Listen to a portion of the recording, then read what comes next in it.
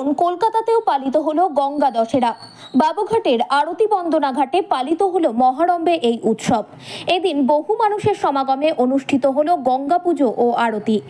অখণ্ড ভারতীয় সনাতনী সংঘের কেন্দ্রীয় সাধারণ সম্পাদিকা আইনজীবী মিতা ব্যানার্জির বিশেষ উদ্যোগে ও কেন্দ্রীয় সভাপতি বরুণ রায় ও প্রদেশ সভাপতি সুবীর সাহার বিশেষ তত্ত্বাবধানে আয়োজিত এই অনুষ্ঠানে বাবুঘাটের আরতি বন্দনা ঘাটে গঙ্গা পুজোর সাথে ভক্তের সমাগমে গঙ্গা আরতি সুসম্পন্ন হবার পর 1111টি প্রদীপ গঙ্গা বক্ষে প্রজ্বলন করা হয়।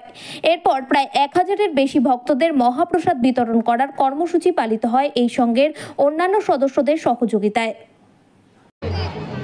আমরা অখণ্ড ভারতীয় সনাতনী সংঘের পক্ষ থেকে আমি সংঘের সাধারণ সম্পাদিকা অ্যাডভোকেট মিতা ব্যানার্জি। এই উদ্যোগটা হলো আমাদের সংস্কৃতি, যে নদী মানে ভারতবর্ষ নদীমাতৃক দেশ, আমরা নদীকে মাতা রূপে পুজো করি।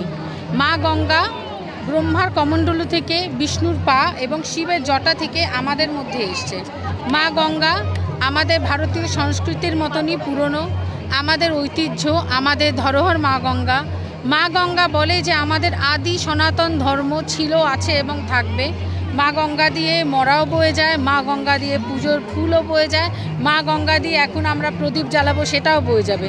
তাতে মা গঙ্গার কোনো তফাৎ পড়ে না। আদি সনাতন ধর্মেও আমাদের নিয়ে যে যাই বলুক, যতবার আমাদের শেষ করার চেষ্টা হোক, আমাদেরও কোনো তফাৎ পড়ে না। আদি সনাতন ধর্ম ছিল, আছে এবং থাকবে।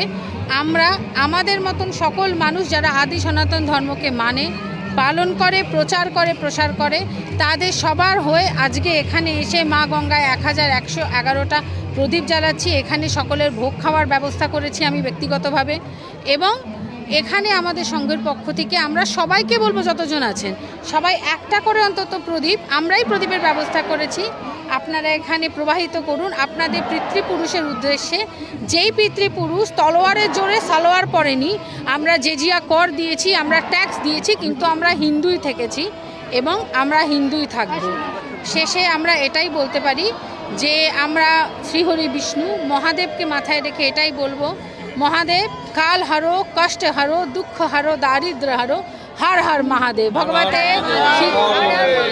এই উদ্যোগ বলতে তো হচ্ছে গিয়ে গঙ্গা পুজোর উদ্যোগটা আমাদের গেল রবিবার হওয়ার কথা ছিল। আমরা গেল রবিবারে এই প্রোগ্রামটা করার চিন্তাভাবনা করেছিলাম, কিন্তু তারপরে মিতা ব্যানার্জি দিদি যে অ্যাডভোকেট আছেন, উনি বললেন যে 16 তারিখ আজকের ডেটটা, গঙ্গা মায়ের পুজো আছে, দশেরা আছে, তো সেই দিন হিসাবে আমরা নির্ধারণ করে আজকের ডেটটা আমরা সুন্দর একটা দিন আমরা পেয়েছি। তো এই দিনে আমরা গঙ্গা পুজোকে প্রথম হচ্ছে গিয়ে এইখানে একটা জিনিসই আমাদের সবার আগে চিন্তা ভাবনা করতে হবে যে গঙ্গা মায়ের যে পুজো, এইখানে হচ্ছে গিয়ে 4টে ধামের হচ্ছে গিয়ে ভগবানকে পাওয়া যায়। যেমন ভগবত আছে, তুলসী আছে, গঙ্গা আছে, আর ভক্ত রয়েছে, যেখানে চারিদিকে এত ভক্তের আগমন রয়েছে। এইখানেই আমরা ভগবান দর্শন করতে পারি।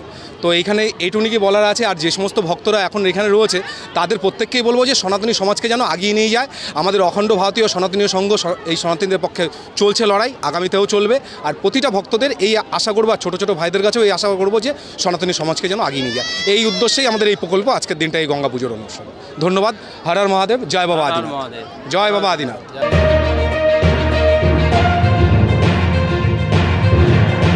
24/7 নিউজ নেশন, সবার মাঝে সবার আগে।